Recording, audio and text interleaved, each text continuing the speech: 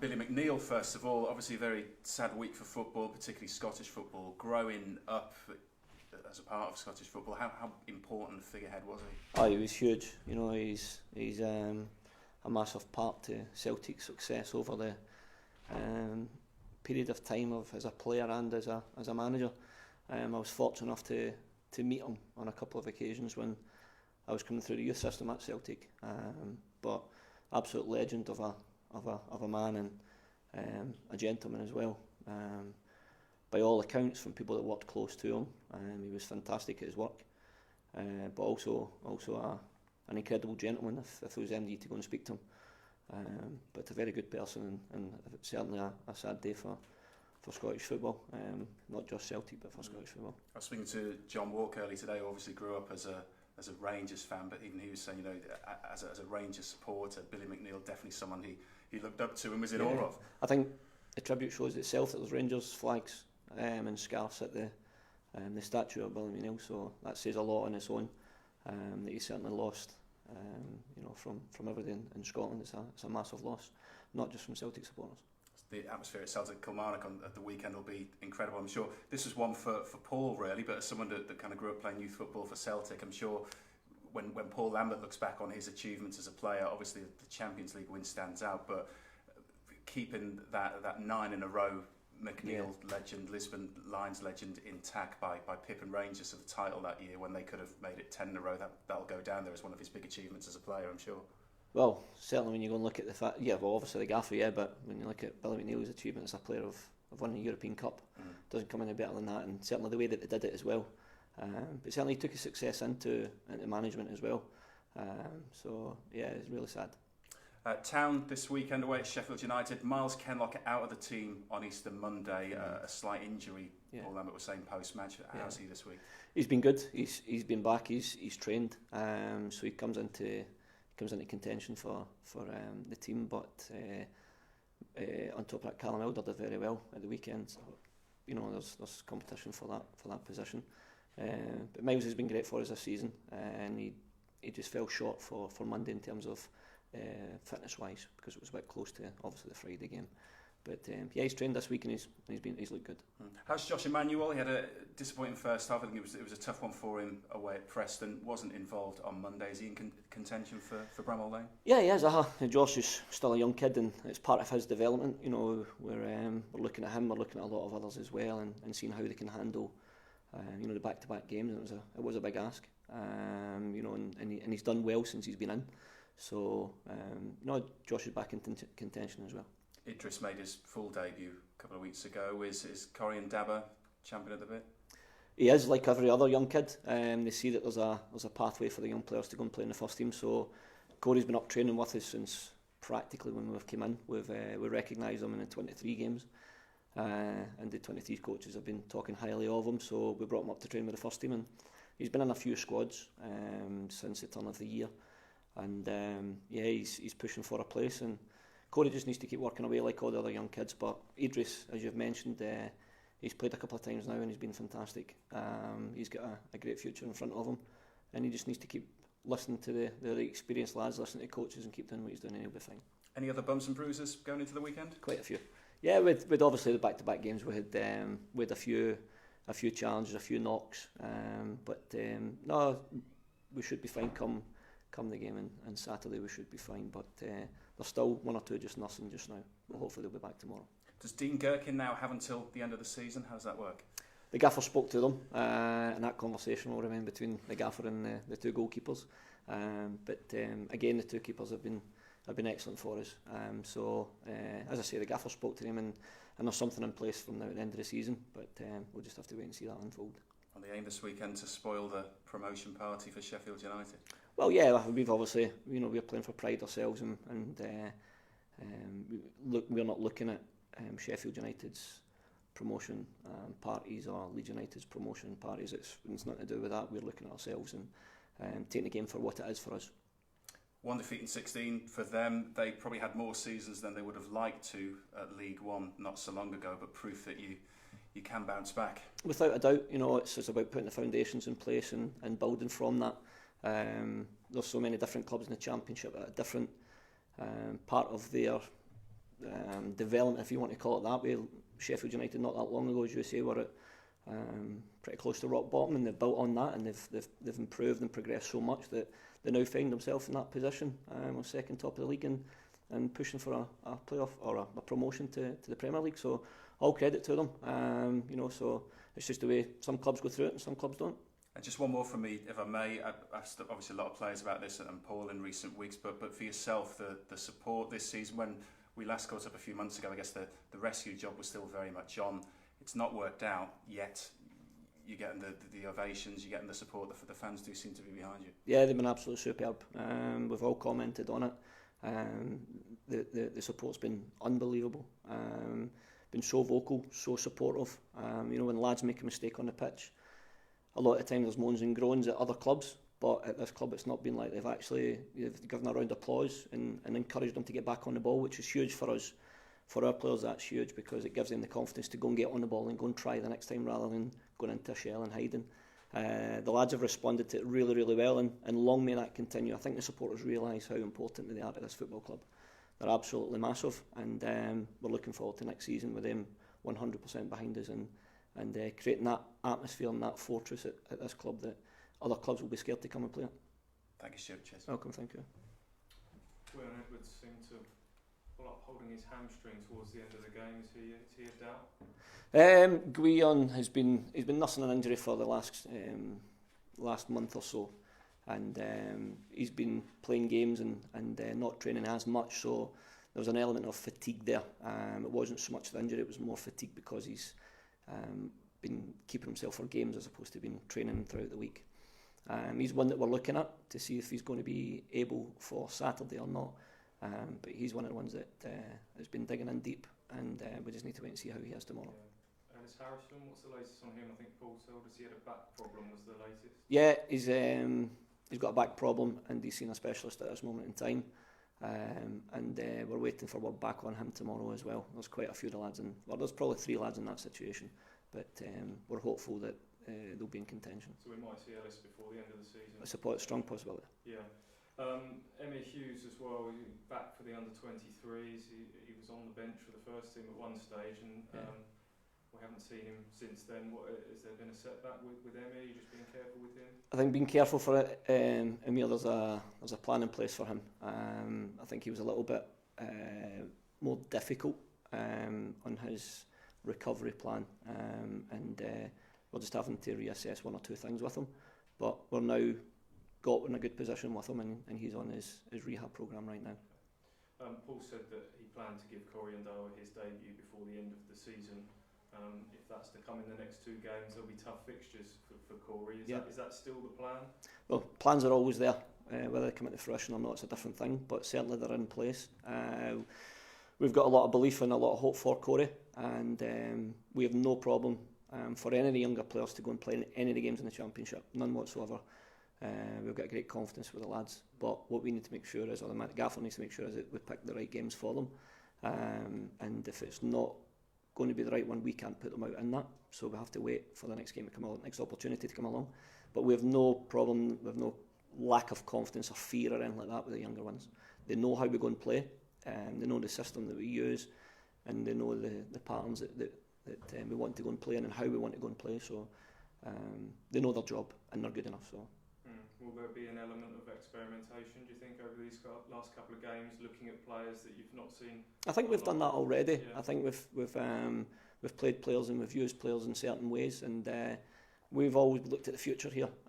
We don't believe that there's anything that should be done short term, so we're looking at the bigger picture at all times and what's best for the football club, and if that means looking at the next season, then there's no problems with that in terms of how players are going to play, where they're going to play, and giving them tests along the way. That's only the reason. It's the only way you know how they're going to do, so they need to be tested and set them that challenge. So we always have this conversation in football in general at this time of the season where one team's not got a huge amount to play for and is looking ahead to next season, and then you've got 2 clubs that are very much at the thick end of, meaning everything with promotion, and we talk about the integrity of competition. Does Ipswich Town's needs have to come beyond anything else in terms of your team selection over these next 2 games? Without a doubt, it's about us. It's never about anybody else. It's what's right for us as a football club.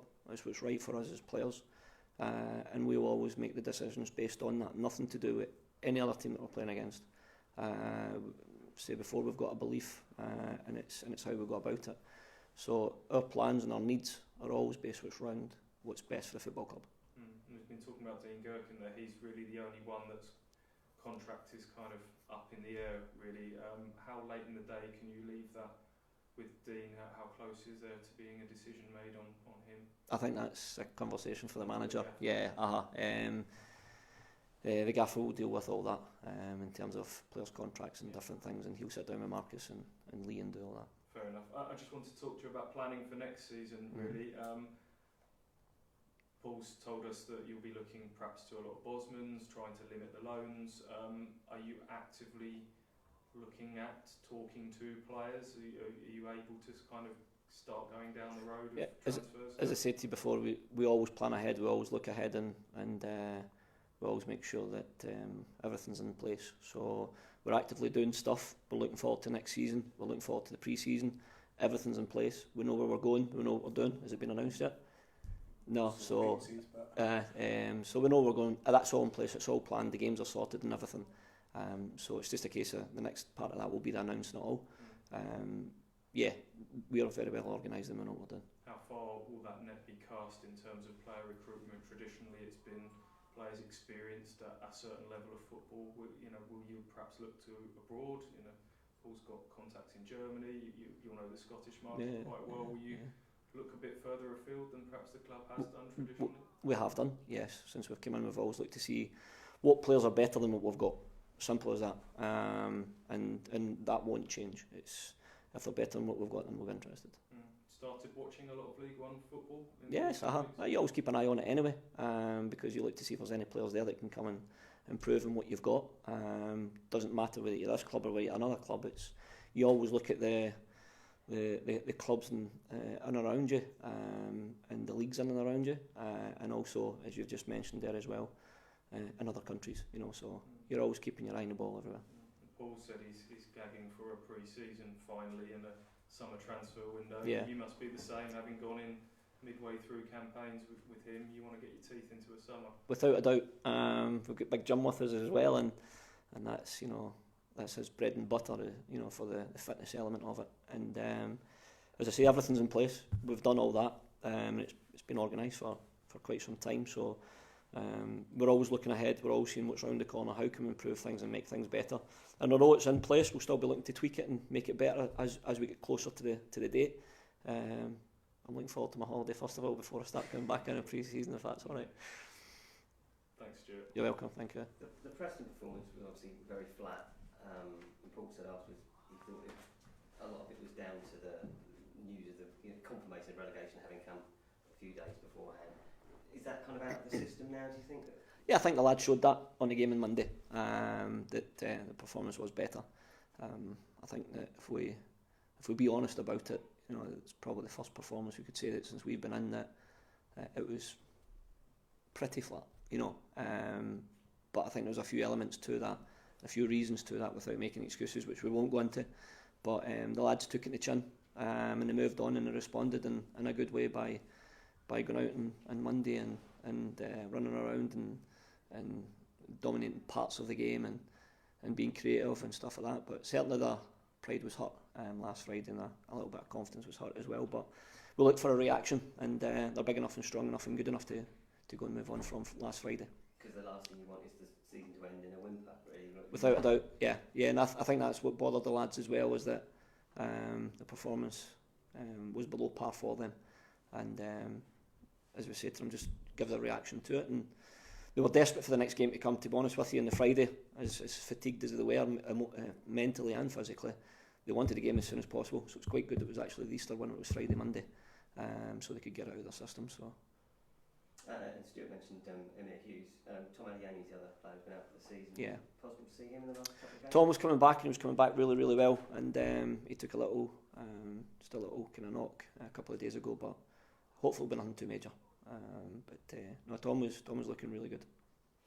And David McGoldrick, we'll see him at Bramall Lane on Saturday, a player that town fans will know very well. Yeah. How would you like to have had him as part of the squad when you came in October? Yeah, obviously we've played against him in the past, and you know the presence that he has and the work ethic that he's got, and you know he chips in with goals, and he's done fantastic since he went up there. And I'm quite sure, like most players going back and playing against their old clubs, he'll want to go and prove points or whatever it is. I don't know, but certainly it's just another player with Sheffield United top on that we'll be playing against. That's what it comes down to at the end of the day, and we'll be looking at our own performance and our own game, and looking to achieve as much as we can in the game. We've got a number of players out on loan at the moment. Saw Danny Rowe saying the other day that he thought he was coming back in the summer. Presumably pre-season, they'll all come back for pre-season. Of course, yeah. Assessed. Yeah. And Aaron Drynan, I saw that he was saying that Gerard and Chris Hogger are looking at his performances on video. So you keep an eye on these. Without a doubt, you know, and that was one thing we spoke about, and within conversations. Just when we spoke with Danny last week, spoke with Jordan Roberts a couple of weeks before that. Danny's done great since he's been out there. And Aaron's done well over in Ireland as well, and there might be a possibility, well there was a possibility of Aaron playing European games, but I think something's happened over there with Waterford and St Pat's, but it's a different story altogether. But that was the reason for him going out on loan. When lads go out on loan, they go out on loan for a reason, and they're not forgotten about. So even with Jonoy as well, we've watched Jonoy's games, we watched all the games of the lads that go out, so they're still our player, they're still part of what we want to do as a football club, and then we're going to reassess things that come back in pre-season, and it's a new season, new start for everybody. So sometimes players can kind of re-establish themselves at a club by having a decent loan spell elsewhere. Exactly. That's exactly what the situation is. There's no point if players might be on the bench here or not involved. If they can go out and get games, then that's what they need to go and do. But yeah, they've done all well, and we've kept in touch with them all since we've been out on loan. And big games for the 23s and the 18s over the next few days there. Definitely. We talked, Paul's talked before about how development is the main thing and getting players in the first team. But it's an achievement for both those teams to be first and second when they've had so many players that have gone on. I mean, Idris started the season as an under-18, went to 23s, and then so while they've had players in the first team, they've still done well within their respective leagues. And in all honesty, that's the real success, is who comes through to the first team. You know, winning games under 18s and 23s, it's nice, but that's not the main part of it. The main part of it is how many players are you getting up to the under 23 level, or how many players are you getting up into the first team level. Idris is a massive success. So is Jack Lancaster.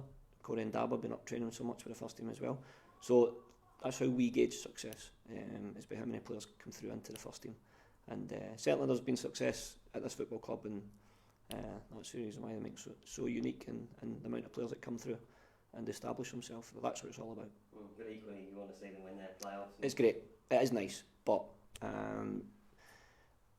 if you got a decision to make of your under 23s getting into cup finals and nobody comes through to the first team, I wouldn't have that. I would rather have them coming through into the first team, and you know, the results and stuff like that do become second nature to it. Yes, you want to build a winning mentality, yep, but mostly you want, the most important part of development is getting players through to a higher level to go and challenge themselves and get them into the first team. And looking to next year, of course, there'll be opportunities in the first team for players that Without perhaps haven't seen yet. Yeah, without a doubt. I mean, that's players dictate it themselves. If they're doing well enough, they get promoted. Their progression's there, and they end up playing at a higher level. If that's under 18 players into 23s, if it's 23s into first team, then fantastic. Thank you very much. All right, Dan. Thank you.